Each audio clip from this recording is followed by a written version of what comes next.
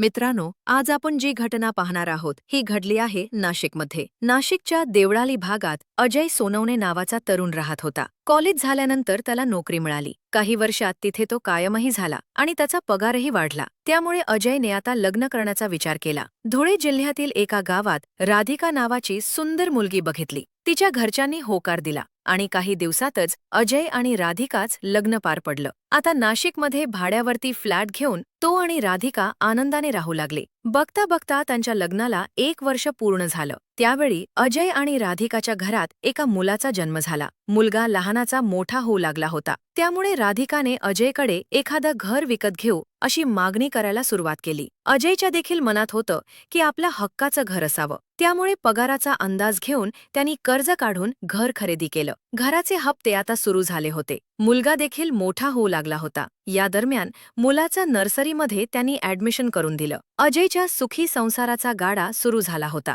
अजय कंपनीत गेला की राधिका मुलाला शाळेत सोडायला जायची. असा नित्यक्रम सुरू होता. पण थोड्या दिवसांनी घर घेतल्यापासून अजय काहीतरी टेन्शनमध्ये दिसायला लागला. त्यामुळे राधिका जर अजयला काही बोलली तर तो रागात उत्तर द्यायचा. तो नुसता चिडचिड करायचा, कारण ही तसे होते. अजयने जे कर्ज घेतले होते त्याचा हप्ता खूप जास्त होता. त्यामुळे घरचा पैसा खर्च करण्यासाठी शिल्लकच राहत नव्हता. घरची परिस्थिती गरिबीची होती. त्यामुळे अडचणी वाढू लागल्या होत्या. रात्री अजय हा कंपनीतून आला की झोपी जायचा. त्यामुळे राधिकाला ज्याप्रमाणे तो पूर्वी वेळ देत होता तो आता बंद झाला. त्यामुळे राधिकाला घरात राहून शरीर संबंधाचा आनंद देखील मिळत नव्हता. घरात अजयचा चिडचिडा स्वभाव राधिकाला आवडत नव्हता. त्याच दरम्यान राधिकाला फेसबुकच्या माध्यमातून तिच्या कॉलेजचा महेश पाटील नावाचा मित्र भेटला. दोघांनी एकमेकांसोबत बोलणं सुरू केलं. महेशने राधिकाबद्दल माहिती विचारली. त्यावेळी तिने लग्न झालं असल्याचे सांगितले. त्यानुसार महेश हा महाबळेश्वर येथे राहत होता.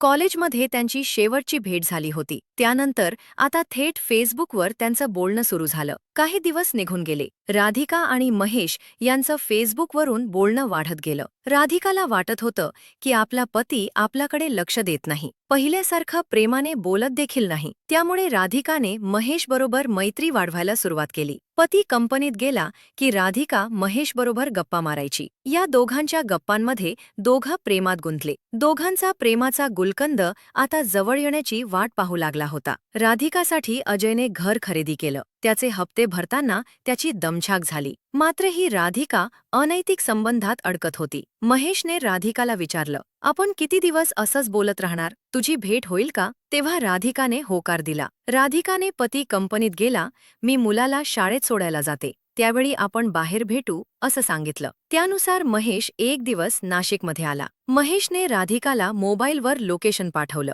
राधिकाने मुलाला शाळेत सोडलं आणि रिक्षा करून महेश जिथे थांबला होता त्या हॉटेलवरती पोहोचली. त्या ठिकाणी दोघांनी चहा घेतला. महेशला पाहून राधिकाला आनंद झाला. दोघांनी जुन्या आठवणींना उजाळा देताना राधिकाने तिच्या वैयक्तिक आयुष्याबद्दल सगळं सांगितलं. पती अजय तिला पाहिजे तेवढे सुख देत नाही. कामाच्या नादात तो जास्त रागीट झाला आहे. नुसता चीत करतो, प्रेमाने बोलत देखील नाही.